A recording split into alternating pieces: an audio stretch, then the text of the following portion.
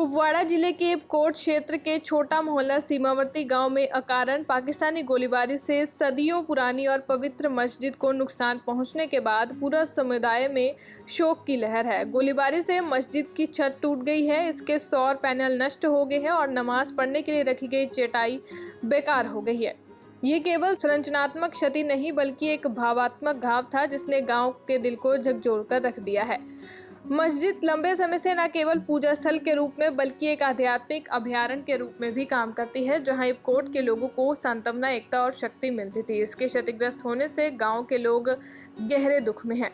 इस कठिन समय में सेना रक्षक और मरहम लगाने वाले दोनों के रूप में आगे आई। मानवता की भावना से प्रेरित होकर सेना के जवानों ने शीघ्र कार्रवाई की, न केवल छत की मरम्मत की बल्कि सौर ऊर्जा प्रणाली को बहाल किया और नई प्रार्थना चटाइयां भी प्रदान की। उनके प्रयासों की बदौलत मस्जिद एक बार फिर इबादत के योग्य स्थान बन गई है। कुपवाड़ा से मीरा आफ्ताब की रिपोर्ट। 8-7 तारीख को जो शेलिंग हुई तो उसमें हमारा नुकसान हुआ सर। एक तो मस्जिद में जब बम गिरा मस्जिद का बहुत नुकसान हुआ सर। कम से कम भी उसकी शीटें तो सभी चलेगी और अंदर का भी नुकसान मस्जिद का बहुत हुआ। और आर्मी की तरफ से हमारे को सजा शीट 3 भी मिला। और सर उसकी प्लेट ऊपर की ये इन्वर्टर की प्लेट थी वो भी चला गई थी, वो भी मिल गई हमारे को। और सर उसका अंदर मैटिंग जो ख़राब हुआ था वो मैटिंग भी दिया आर्मी की तरफ से। तो सर और मकानों में थोड़ी थोड़ी शेलिंग गई, मकानों में भी नुकसान हुआ सर।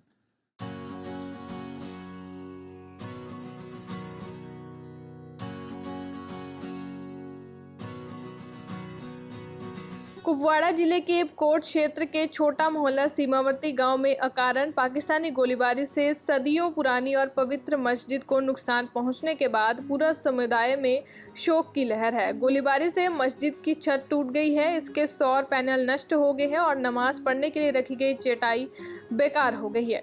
ये केवल संरचनात्मक क्षति नहीं बल्कि एक भावात्मक घाव था जिसने गांव के दिल को झकझोरकर रख दिया है।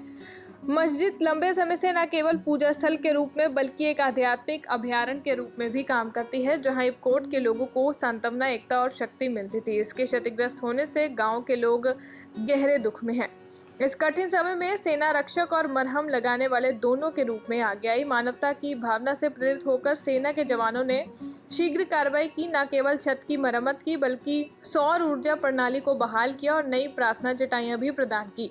उनके प्रयासों की बदौलत मस्जिद एक बार फिर इबादत के योग्य स्थान बन गई है। कुपवाड़ा से मीरा आफ्ताब की रिपोर्ट। 8-7 तारीख को जो शेलिंग हुई तो उसमें हमारा नुकसान हुआ सर। एक तो मस्जिद में जब बम गिरा मस्जिद का बहुत नुकसान हुआ सर।